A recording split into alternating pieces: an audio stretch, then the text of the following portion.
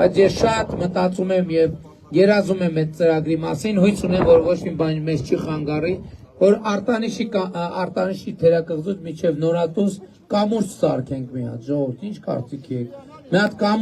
կամուրջ սարքենք, որը կլինի Հայաստանի նոր խորհրդանիշը, իրական Հայաստանի խորհրդանիշը։ Իհարկե այդտեղ շատ խնդիրներ կան, բնապահպանական, ինժեներական եւ այլն, բայց ես կարծում եմ, որ սկզբունքային կարևոր է, որ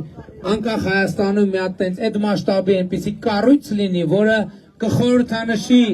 իրական Հայաստանի իրական եւ նոր կյանքը եւ նաեւ շողակաթամ եւ ես ասեմ ձեզ Սևան լճի արևելյան ափը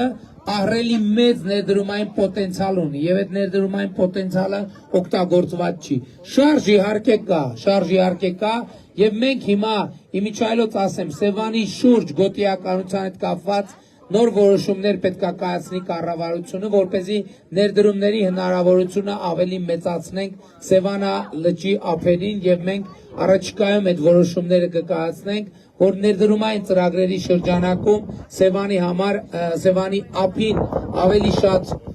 ներդրումներ անելու հնարավորություններ կստեղծենք։